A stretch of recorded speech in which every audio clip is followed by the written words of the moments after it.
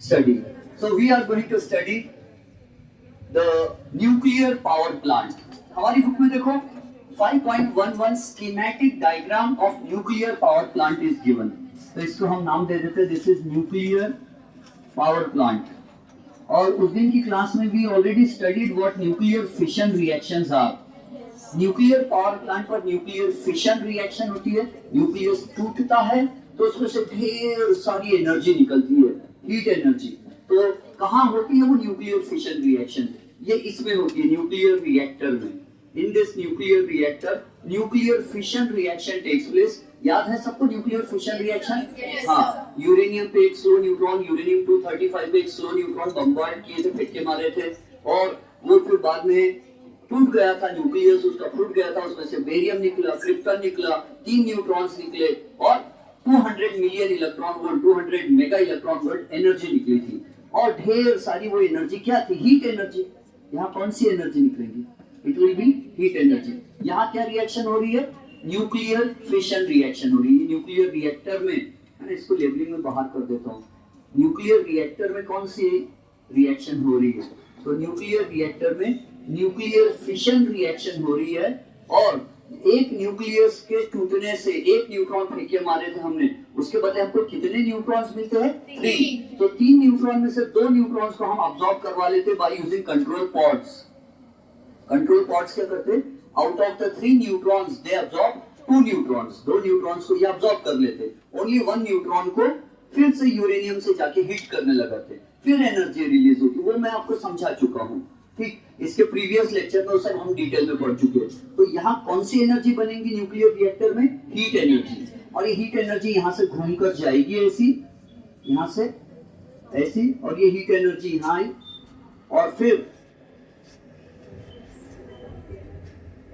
उसके बाद अब देखो क्या होता है. तो यहाँ से क्या होगा? यहाँ इसके आसपास क्या होगा? ये मेटेलिक गुड कंडक्टिंग पाइप है. This is a good conducting pipe. और बॉयलर में क्या आएगा? वाटर. बॉयलर में क्या आएगा? वाटर. कौन भेजेगा? ये पंप. पंप से इधर से पानी आएगा प्रेशर से. And this water as soon as it comes under into the boiler. Boiler पूरा है, ये नाम मेरे ख्याल से बाहर ही देना अच्छा है. ये बॉयलर है. और बॉयलर क्यों कहते हैं इसको? इसमें वाटर बॉइल होगा.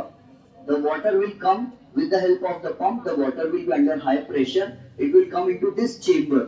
ये चेंबर में आएगा. और इस चेंबर में ये पाइप में से क्या जा रही है? हीट. और कैसी हीट है? गर्म, बहुत ज्यादा. और ये पाइप कैसे बना हुआ? This pipe is made of metal and we know metals are good conductors of heat. तो जो गुड कंडक्टर बल्कि बेस्ट कंडक्टर ऑफ हीट होगा उसका ये पाइप बना है. और यहाँ से हीट एनर्जी आएगी और ये वाटर को क्या कर देंगी? गर्म कर देंगी. वाटर बॉइल होकर उसकी क्या बन जाएगी? स्टीम. और स्टीम बन के यहाँ से जाएगी. स्टीम बन के यहाँ से जाएंगी. And the steam will rotate the turbine. और हमको मालूम है कैसे रोटेट करते हैं, हम इससे पहले वाले में पढ़ चुके हैं थर्मल पावर प्लांट पर. तो स्टीम से क्यों कर रहे हैं हम? ओनली वाटर से क्यों नहीं घुमा रहे? स्टीम में डबल एनर्जी है. एक हीट एनर्जी भी उसने अब्सॉर्ब की है और काइनेटिक एनर्जी भी उसमें है. तो steam is under high pressure, so it will exert force on the turbine and the turbine will rotate. Turbine rotate होने से क्या होता है? टरबाइन समझता है ना, एक चक्का जैसा रहता है, उसमें ब्लेड्स रहते हैं.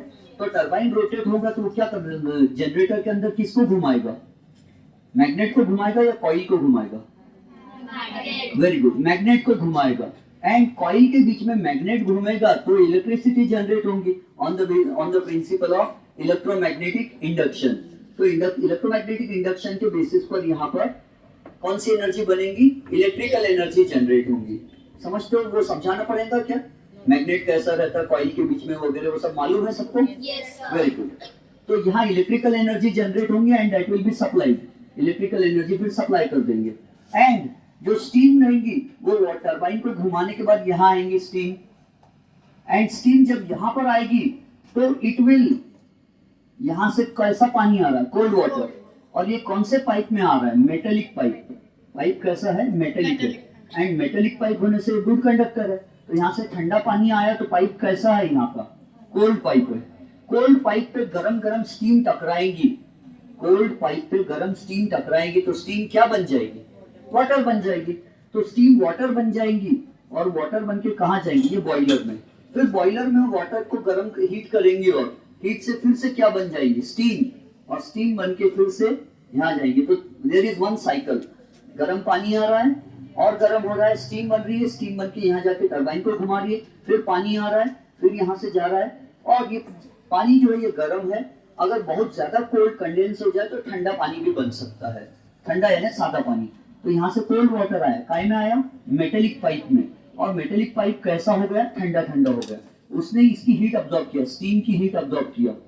स्टीम की हीट किसने अब्सॉर्ब किया, मेटेलिक पाइप ने। और पाइप कैसा हो गया, गर्म। पाइप गर्म हो तो पाइप के अंदर का पानी कैसा हो गया, गर्म पानी। तो गर्म पानी यहाँ आएगा और गर्म पानी अपने अंदर की हीट एनर्जी जो है वो गर्म पानी में की हीट एनर्जी इस टावर में से निकल जाएगी।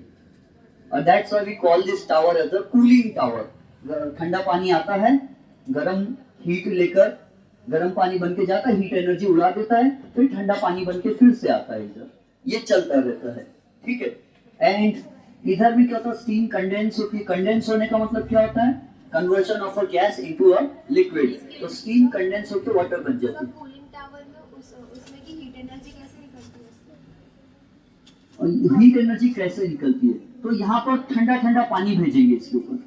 जैसे ये गर्म पाइप है तो गर्म पानी आ रहा है, तो गर्म पानी आ रहा है तो हो सकता है इसके मुझे भी कोई खास आइडिया नहीं है, लेकिन मुझे लगता है कि यहाँ से जो गर्म पानी आ रहा तो गर्म पानी में से हीट वीट भाप निकल के वेपर्स निकल के उड़ जाती होंगी यहाँ से। एक तो ऐसा हो सकता, या तो ये गर्म पानी के पास भी ठंडा पानी आते रहता होगा, वो ठंडा पानी इसकी हीट अब्सॉर्ब करके उसको ठंडा करके भेजता होगा, फिर इधर का पानी गर्म हो जाता है तो उसको भी फिर रीयूज कर सकते, पता नहीं।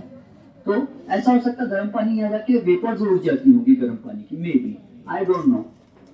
तो ये कंडेंसर है। कंडेंसर क्या करता है, स्टीम को लिक्विड वाटर में कन्वर्ट कर देता है, और वाटर को पंप क्या करता है, प्रेशर से आगे भेज देता है, क्योंकि प्रेशर भी होना जरूरी है। प्रेशर रहेगा तो स्टीम भी तो प्रेशर से जाएंगे और टरबाइन को घुमाएंगे। तो समझ गए वर्किंग ऑफ। हाँ पूछो, ये वाला।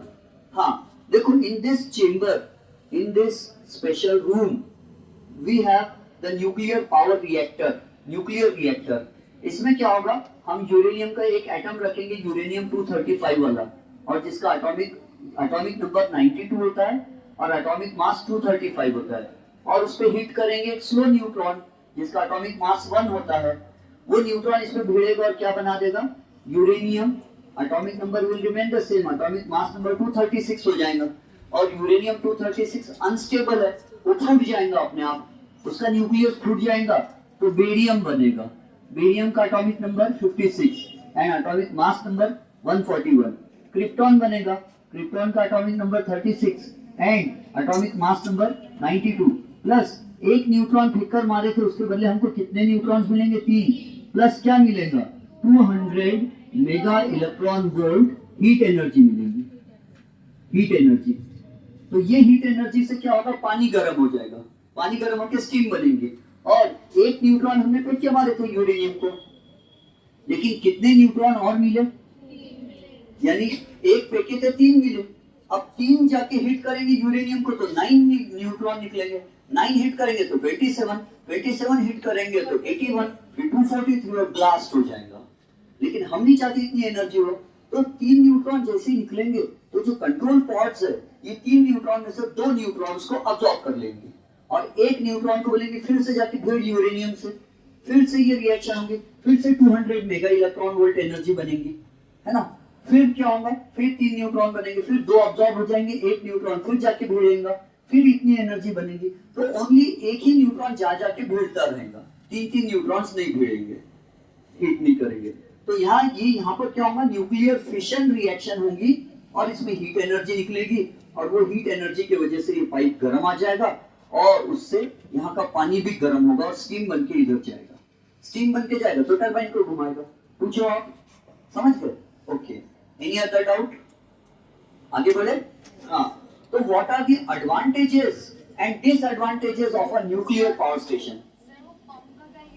हाँ, ये वाला पंप, ये दोनों पंप, यहाँ से पानी आया स्टीम वाला, स्टीम से कंडेंस होके ये जो वाटर है इसको प्रेशर में यहाँ भेजना है।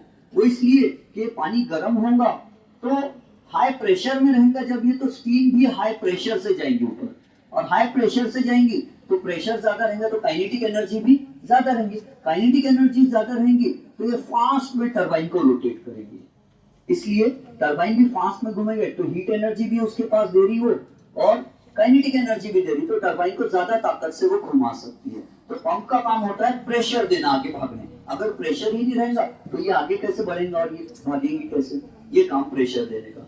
अच्छा, प्रॉब्लम्स क्या है न्यूक्लियर पावर स्टेशन से रिलेटेड, तो देखो टेक्स्ट बुक में क्या आया, the products after fission of nuclear fuel are also radioactive and emit harmful radiations. यहाँ पर क्या बना, बेरियम है ना, और क्या बना, क्रिप्टॉन, लेकिन हर बार बेरियम और क्रिप्टॉन बनेगा ऐसा जरूरी नहीं है, कभी कभी कोई दूसरा एक प्रोडक्ट बन जाता है वो रेडियो एक्टिव बनता है ना, और ये भी इसका आइसोटोप कोई रेडियो एक्टिव आइसोटोप हो सकता है। तो रेडियो एक्टिव होने के कारण जो है, यूरेनियम खुद एक रेडियो एक्टिव सब्सटेंस है, उसमें से गामा रेज निकलती है, रेडियो एक्टिव समझते हैं ना आपको, हाँ, तो उसके न्यूक्लियस में से गामा रेज निकलती है। X rays can pass through our flesh but can not pass through our bones, but gamma rays can pass through our flesh as well as bones, तो हमारी हड्डियों के भी पार से जाएंगे, और हमारे डीएनए में जो ATCG का जो कोड है उसको भंग कर देंगे, डिस्टर्ब कर देंगे,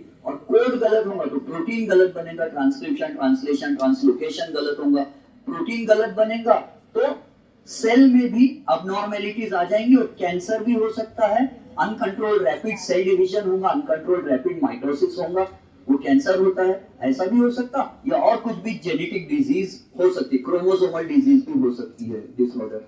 तो ये रेडियो एक्टिव प्रोडक्ट जो निकलते हैं रिएक्शन से, जिनमें से गामा रेज निकलती है, इनको ठिकाने लगाना ये खुद एक बहुत बड़ी प्रॉब्लम है। एक तो यूरेनियम को कहाँ रखेंगे स्टोर करके, ये प्रॉब्लम, और यूरेनियम पे न्यूट्रॉन फेंक के मारे तो बेरियम, क्रिप्टॉन, ये बेरियम वगैरह जैसे प्रोडक्ट बने, अगर ये भी रेडियो एक्टिव होते हैं तो फिर इनको कहाँ ले जाके रखेंगे, ये तो उड़ के गिरते इधर उधर, अब इनको कहाँ ले जाके रखे, ये प्रॉब्लम हो जाती है। इनको नदी नाले में, तालाब में नहीं छोड़ सकते, क्योंकि उनमें से गामा रेज निकलेंगे, नदी तालाब के पूरे झींगा मच्छी सब मर जाएंगे, वो रेज निकलेंगे, आसपास में गाय भैंस जा रही उनकी बॉडी में, और बल्कि अगर ये तालाब का पानी कोई पिएगा तो उसके बॉडी में ये रेडियो एक्टिव सब्सटेंस उसके बॉडी में आ जाएगा। अगर तालाब का पानी अगर अपन पी लेते हैं, किसी भूखे प्यासे कोई लोग, या गाय भैंस पी लेती है, या बकरी पी लेती है, तो उनके बॉडी में ये रेडियो एक्टिव सब्सटेंस जाएगा और जमा होगा उनकी बॉडी में। वो कॉन्सेप्ट अपने सिलेबस में नहीं है, उसको कहते हैं बायोमैग्निफिकेशन। बायोमैग्निफिकेशन का मतलब है धीरे धीरे बॉडी में क्वांटिटी बढ़ना, जैसे ये पानी में चला गया बेरियम उड़ के, अब इतना बुक में डिटेल में दिया नहीं है, मैं जस्ट नॉलेज के लिए बता रहा हूँ, एग्जाम में मत लिखना। ये समझो रेडियो एक्टिव सब्सटेंस है, इसका आइसोटोप, और वो उड़ के कहाँ चला गया, पानी में। वैसे भी था गर्म पानी वगैरह ऐसी चीजें पानी में डाल देते हो तालाब वगैरह में, तो तालाब में गया, वहां पे फिश, बहुत सारी मछलियां है, तो मछलियों ने पानी पिया तो पानी के साथ उनमें रेडियो एक्टिव सब्सटेंस भी आ गया उनकी बॉडी में। एक मछली में कितना आएगा, छोटी छोटी मछलियां है, तो एक मछली में 1-1 ग्राम आया समझो रेडियो एक्टिव सब्सटेंस, और छोटी छोटी मछलियां। अब एक किसान वहां पर गया, उसने मछलियां पकड़ा और उसने अकेले ने 10 मछलियां खा लिया, फिश 10 मछली खा लिया उसने, और अब उसके फैमिली में टोटल 5 मेंबर्स है, एक एक जन ने 10-10 मछली खा ली, छोटी छोटी सी, इसलिए समझ लो खा लिया उन्होंने। तो कितनी मछली, एक जन ने 10 मछली खाया तो कितनी गया उसके बॉडी में, 10 ग्राम।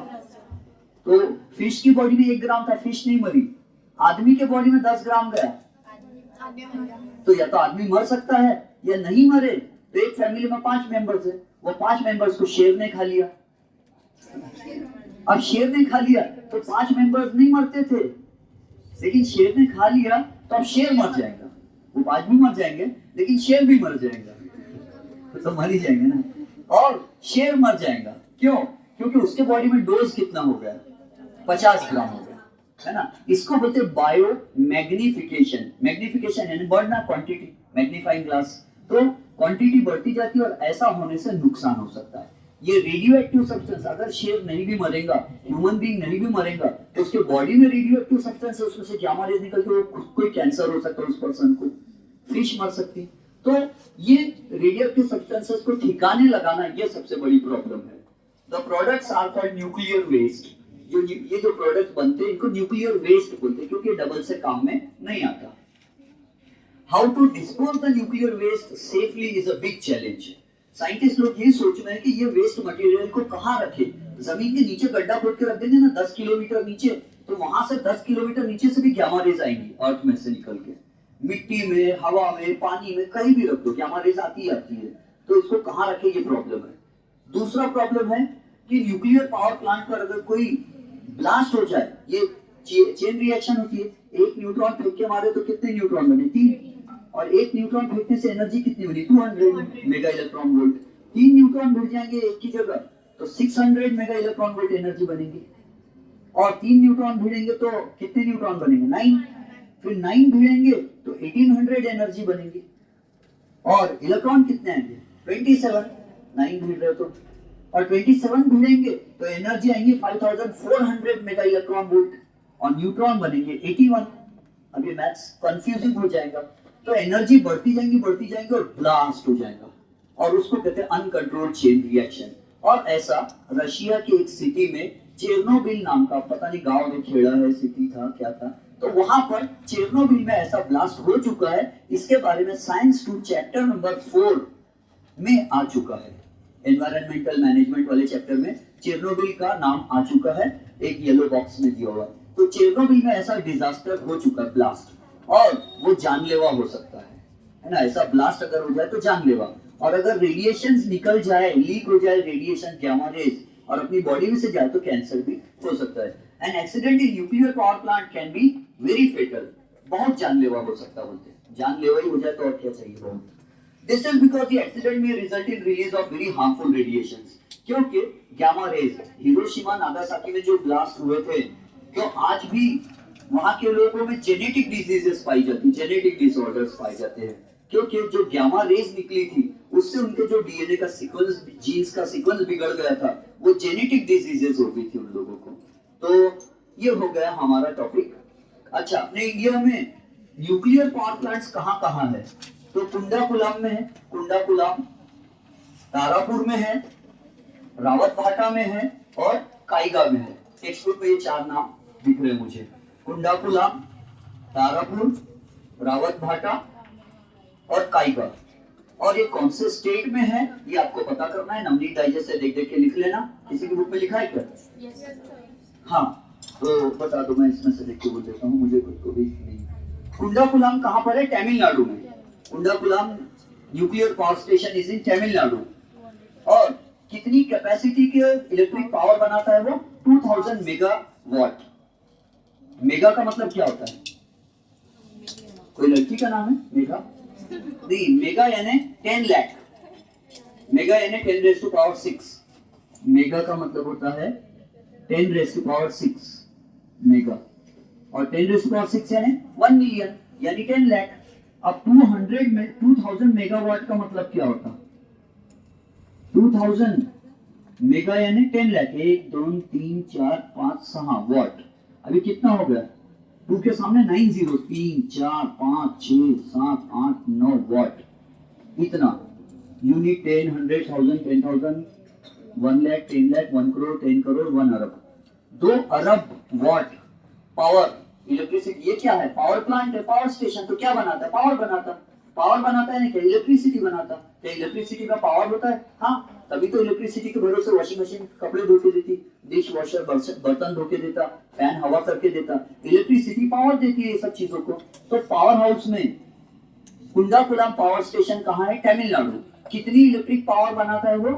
2 अरब वाट। पावर का ऐसा यूनिट क्या है? वाट। 2 अरब वाट। तो जब पावर बहुत ज्यादा होता है हम मेगावाट में गिनते हैं। फिर तारापुर कहाँ पर है? पालघर में है, पालघर। और पालघर कहाँ है? मुंबई के पास। पालघर मुंबई के पास है, महाराष्ट्र में। और कितना पावर जनरेट करता है वो? 1400 मेगावाट, 1400 मेगावाट। रावतभाटा कहाँ है? Rajasthan. Rawatbhata is in Rajasthan. Rawatbhata power station कहाँ पर है? राजस्थान में। कितना इलेक्ट्रिक पावर जनरेट करता है? तो 1180 megawatt, 1180 megawatt, 1180 megawatt, 1180 megawatt. And Kaiga कहाँ है? कर्नाटका। कर्नाटका कितना इलेक्ट्रिसिटी जनरेट करता है? 880 मेगावाट, 880 मेगावाट। 880 megawatt, yes. हाँ, तारापुर इज पालघर, PALGHAR, पालघर। पालघर क्या है? जैसे अपन नागपुर में रहते, अपने नागपुर से थोड़ा दूर जाए तो कामठी सबर्बन एरिया, यानी नागपुर को लग के एक छोटा सा गांव है। वैसे पालघर जो है मुंबई को लगकर एक छोटा सा गांव है, एरिया बन गया मुंबई का, पालघर मुंबई के पास। हाँ सर आपने बताया था कि लीड में स्टोर कर सकते हैं उसको लीड के बॉक्स में। हाँ, लेकिन वो जो ये जो टुकड़े उड़ रहे हैं, ये टुकड़े कहाँ से लीड में करेंगे? कौन सा टुकड़ा कहाँ उड़ा, हम कहाँ से देखकर करेंगे? अच्छा, थर्मल पावर स्टेशन और न्यूक्लियर पावर स्टेशन में सिमिलैरिटीज क्या है? थर्मल पावर स्टेशन में भी पानी गर्म करके स्टीम बना के टरबाइन घुमाते हैं, न्यूक्लियर पावर स्टेशन में भी पानी को गर्म करके स्टीम बना के टरबाइन घुमाते हैं। सिमिलैरिटी होगी। डिफरेंसेस क्या है? तो थर्मल पावर स्टेशन में पानी को गर्म करने के लिए कोयला जलाते हैं, कोल इज बर्न्ड, और कोयला जलता है तो उससे धुआं निकलता है, इट कॉजेस एयर पोल्यूशन। लेकिन न्यूक्लियर पावर स्टेशन से एयर पोल्यूशन नहीं होता, एयर में कोई कोयला धुआं वगैरह नहीं उड़ता। कोयले में क्या होता? सल्फर डाइऑक्साइड गैस उड़ती है, नाइट्रोजन ऑक्साइड गैस उड़ती है, और सूट उड़ता है। सूट समझता है आपको? कौन सा, करीना पैटर्न? नहीं, काला काला कार्बन के पार्टिकल्स, धुआं। चिराग जलाओ, कोई चिराग जला दिया, उसके ऊपर हाथ रखो तो कैसा काला काला हाथ पे धुआं जमा हो जाता। तवा जलाते तो तवे के नीचे आंख जलाते तो तवा भी काला हो जाता है, उसी से काजल बनता है आंखों में लगाने का, आइकॉनिक। और उसी से प्रिंटर की इंक बनती है, जिससे ब्लैक वाली इंक प्रिंटर पेपर छपाते हैं वो। तो ये जो सूट है, ये सूट पार्टिकल्स हमारे नाक में घुस जाते हैं सांस लेने पर, और लंग्स में जाते तो लंग्स काले काले हो जाते हैं, और लंग्स की जो ऑक्सीजन वगैरह अब्सॉर्ब करने की और CO2 देने की जो कैपेसिटी है वो खराब हो जाती है। एल्वियोलाई में काला काला ये धुआं भर जाता है। तो ये थर्मल पावर स्टेशन पे नुकसान है। SO2 निकलता है, कैंसर को हो सकता है, lung cancer. NO2 lung cancer कर सकता है। सूट पार्टिकल्स जो है ये लंग्स में काला काला सा भर जाता है मटेरियल। लेकिन न्यूक्लियर पावर स्टेशन में ऐसा पोल्यूटेंट्स ऐसे वाले नहीं निकलते, धुएं वाले, स्मोक नहीं निकलता, लेकिन उससे ज्यादा खतरनाक चीजें निकलती है, जानलेवा। तो ये उसमें डिफरेंसेस है, और भी कुछ सिमिलैरिटीज एंड डिफरेंसेस होंगे, वो आप पढ़ लोगे। तो ये, थैंक यू वेरी मच। हाँ, समझ में आएगी टॉपिक? इसके बाद नेक्स्ट टॉपिक जो आएगा that will be power generation based on natural gas. अच्छा, एक और चीज रहेगी अपनी, वो ये है कि ट्रांसफॉर्मेशन। देखो न्यूक्लियर पावर प्लांट में सबसे पहले पेज नंबर 5050 वो लिख के बना के दूं मैं डायग्राम, क्या आपको समझता है? समझता है? सबसे पहले कौन सी energy? Nuclear reactor for nuclear fission, उसमें क्या डाले? यूरेनियम और प्लूटोनियम। फिर system for steam generation from water, उसको क्या बोलते हैं? ये जो डायग्राम बनी हुई है वो वाली, उसको फ्लो चार्ट तो नहीं बोलते कहीं? हाँ, और फ्लो चार्ट कैसा दिया है बुक में? मैं एक रफ बना लेता हूँ, है ना, ताकि जिसके पास टेक्स्ट बुक ना हो और कोई वीडियो देखे तो वो बिना टेक्स्ट बुक के भी समझ में आ जाए, क्योंकि हर जगह तो हम टेक्स्ट बुक लेके नहीं जा सकते।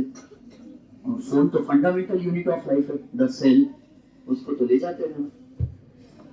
तो सबसे पहले एनर्जी ट्रांसफॉर्मेशन, एनर्जी ट्रांसफॉर्मेशन ये आता है 2 मार्क्स के लिए एग्जाम में। एनर्जी ट्रांसफॉर्मेशन का फ्लो चार्ट। सबसे पहले कौन सी एनर्जी है? न्यूक्लियर एनर्जी है। काय में है न्यूक्लियर एनर्जी? न्यूक्लियस में है। न्यूक्लियस को फोड़ो तो उसमें से क्या निकलती? न्यूक्लियर एनर्जी निकलती। क्या रूप में, कौन से रूप में निकलती? हीट एनर्जी बन के निकलती है। तो न्यूक्लियर एनर्जी कौन सी एनर्जी बन जाती है? Thermal energy. न्यूक्लियस जब फूटता है तो उसमें से क्या निकलती है? ढेर सारी हीट निकलती है, और वो थर्मल एनर्जी से हम क्या करते हैं?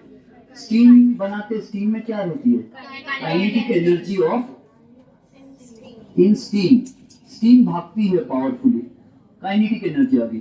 फिर काइनेटिक एनर्जी ऑफ स्टीम से क्या करते हैं हम? Kinetic energy of turbine. Turbine गोल गोल घूमता है, और टरबाइन गोल घूम रहा है तो उसमें कौन सी एनर्जी है? नहीं, टरबाइन गोल घूम रहा है तो उसमें काइनेटिक एनर्जी है। Anything the energy possessed by a body due to its motion is called kinetic energy। Rotating turbine, और उससे फिर क्या बनती है? इलेक्ट्रिकल एनर्जी बनती है। इस तरह इलेक्ट्रिकल एनर्जी जनरेट की जाती है। ये डायग्राम का नाम क्या है? Energy transformation flow energy transformation in nuclear power plant, ऐसा ही दिया बुक में ओनली। फिर उसके बाद देखो न्यूक्लियर पावर प्लांट का एक स्कीमेटिक दिया हुआ है, न्यूक्लियर रिएक्टर, उसमें फ्यूल डाले कौन सा, यूरेनियम या प्लूटोनियम। फिर क्या डाले, स्टीम टरबाइन, है ना, बोर्ड पे बनाने से अच्छा ये अच्छा है ना, मेरा इधर भी काम होना चाहिए, उल्टा होता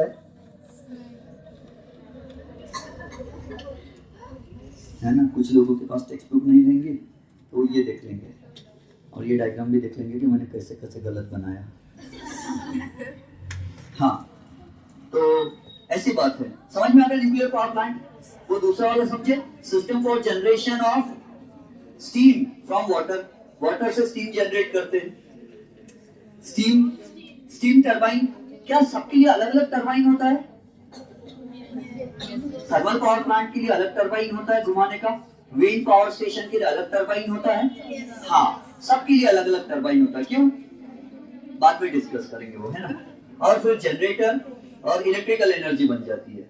एंड फिर system for conversion of steam back into water, condenser होता है। फिर तो इस तरह हम रुक जाएंगे।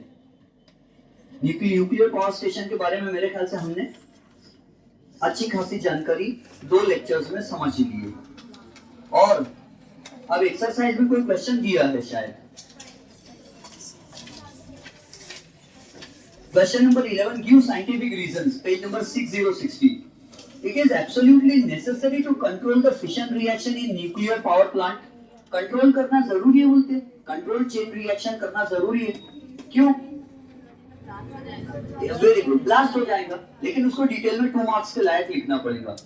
When one neutron is bombarded against uranium-235, it is converted into uranium-236, and uranium-236, the nuclear breaks and releases barium, krypton, and 3 neutrons and energy.